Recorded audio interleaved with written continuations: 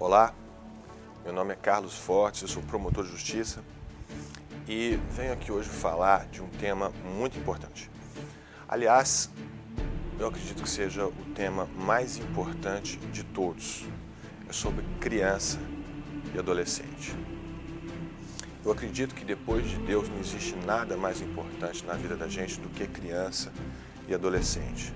O futuro do país, o futuro de todo mundo depende do que a gente faz hoje com cada criança e cada adolescente, com a educação, do exemplo, da assistência que a gente dá a essas crianças e esses adolescentes que vão construir a humanidade de hoje em diante.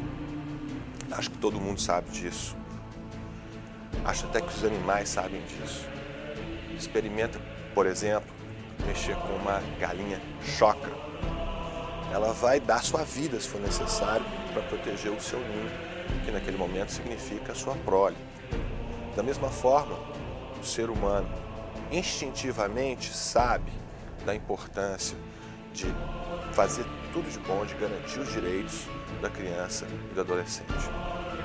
A nossa lei não é diferente disso. No Brasil, a lei mais importante, a exemplo de outros países que têm uma organização legal, é a nossa Constituição. É essa lei aqui, é a Constituição brasileira.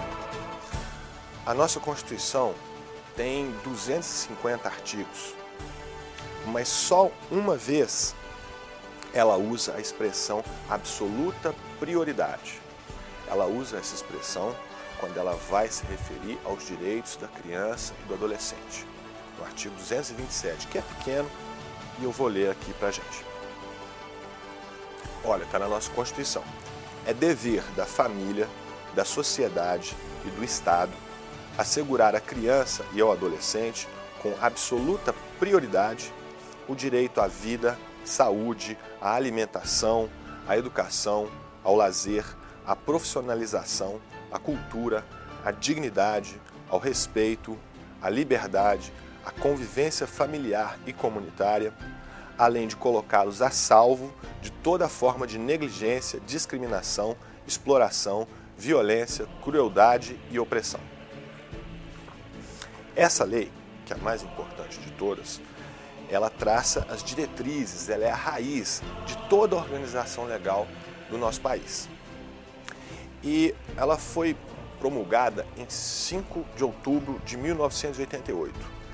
Depois disso, para especificar esses direitos, para trocar em miúdos, para esmiuçar todos esses direitos prioritários da criança, foi feita uma outra lei federal, que é essa aqui, o Estatuto da Criança e do Adolescente, que é uma lei muito boa, embora mereça críticas como tudo que o ser humano faz. E ela é muito importante não só para garantia desses direitos, mas também para trazer à sociedade uma maior paz e também um meio melhor de garantir o interesse de todo mundo. O Estatuto repete aquilo que a Constituição fala, quanto à prioridade dos direitos da criança e do adolescente.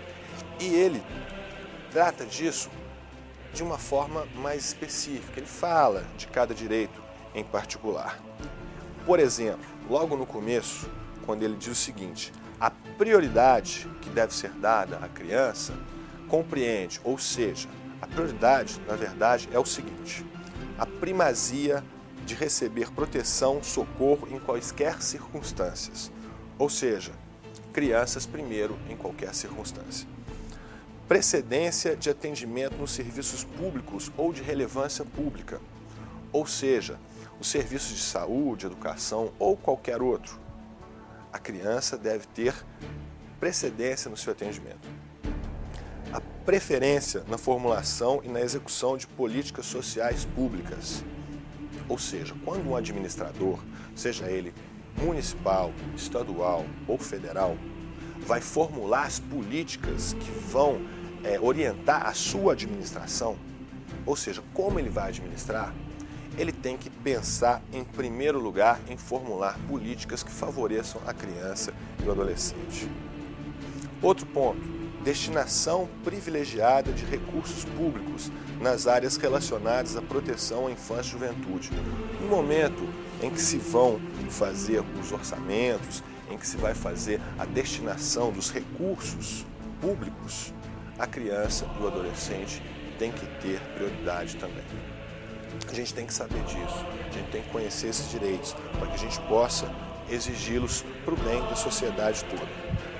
E é claro que se existem direitos, existem também deveres.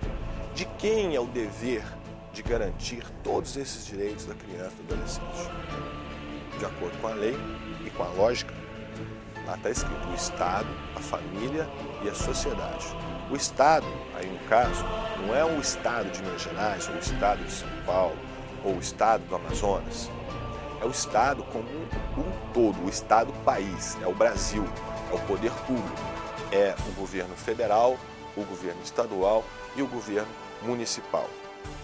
A família, é claro, não é só a família daquela criança que precisa do atendimento imediato, mas todas as famílias, até porque a gente sempre depende um do outro. E a sociedade, claro, toda a sociedade é interessada nos direitos da criança e do adolescente, como eu já disse, porque investindo agora na criança e no adolescente é que nós vamos ter no futuro um país cada vez melhor, né? Agora, e esses direitos? Vamos falar um pouco mais deles para a gente entender melhor? Por exemplo, o primeiro que está lá na lei, direito à vida.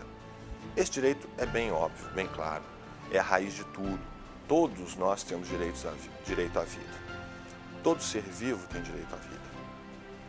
É a raiz dos demais direitos. O direito à saúde, é claro, toda criança tem direito à saúde e primazia no atendimento à saúde. E quando a gente fala saúde, não é só a saúde física, mas também a saúde mental, a saúde espiritual. Tudo isso é importante. A alimentação, o direito à alimentação. A alimentação tem que ser encarada, inclusive, não só como o direito de ter comida, mas tudo aquilo que alimenta o ser humano, tudo aquilo que uma criança e um adolescente precisam para viver, para ter um mínimo de dignidade na sua vida. Ou seja, comida, roupa, livro, brinquedo, tudo aquilo que serve para você viver. Um direito importantíssimo que a gente tem que lembrar sempre, básico, fundamental, o direito à educação. O direito à educação é a raiz também de muitos outros direitos. É a base de tudo. Não só a educação formal. Quando se fala em educação, a gente tem que entender educação no sentido amplo. Não é só português, matemática, ciências, história. Educação moral e cívica. Educação no trato, respeito, harmonia, etiqueta, por favor, obrigado, com licença. Tudo isso é educação. E essa educação não é dever só do professor que está na sala de aula. É dever dele, sim. Inclusive, todos os professores têm que ser muito mais valorizados do que de fato são. Mas não é só dever do professor. É dever dos pais, em primeiro lugar. É dever de cada pessoa que tem contato com uma criança e um adolescente, de dar a ela a sua parcela de contribuição na educação.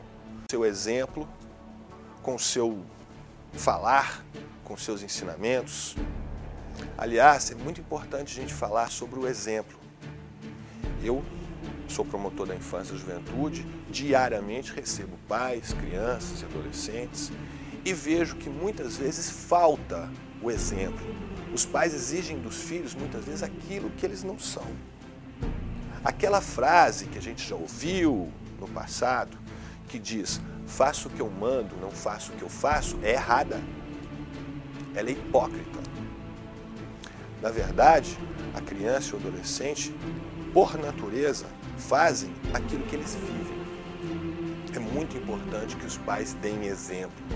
É muito importante que os pais eduquem, principalmente através da sua própria correção, que vai ser naturalmente passada a seus filhos. É também importante, e eu vejo isso no dia a dia, que os pais saibam que seus filhos não são perfeitos como ninguém é, a não ser Deus. Eu vejo muitas vezes pais e mães que, por diversos motivos, usando uma expressão popular, passam a mão na cabeça do filho. É direito da criança, é direito do adolescente ser repreendido e até punido quando comete erro, quando comete um fato errado. É comum se pensar que criança e adolescente que comete crime não pode ser punido. Não é verdade. De acordo com o Estatuto Criança e Adolescente, o maior de 12 anos de idade que comete um delito, chamado de ato infracional, ele tem, sim, um processo ao final do qual vai ser aplicada a ele uma medida socioeducativa, que vai desde uma advertência até a internação, que corresponde à prisão. Em Divinópolis nós temos o centro socioeducativo, temos mais de 60 menores de idade que estão ali internados porque cometeram delitos graves. E não estão internados ali simplesmente como uma vingança social, uma punição. Não. Eles estão ali presos como medida socioeducativa. Eles têm direito a essa educação. Eles têm direito de saber que se erram, têm que arcar com as consequências do erro. Isso é parte da educação. Isso é benéfico, isso é necessário. Todo mundo tem que saber. Também é importante a gente falar de um outro direito, o direito ao lazer. Claro, toda criança tem direito ao lazer, todo adolescente tem direito ao lazer sadio, a prática de esporte, as reuniões sociais. Que esse lazer não deve se resumir em festas onde há consumo de bebida alcoólica por menores, o que é crime, mas infelizmente a gente vê acontecer por aí. Esse lazer é importante que seja saudável, que seja sadio, porque faz parte da educação, faz parte do crescimento do ser humano.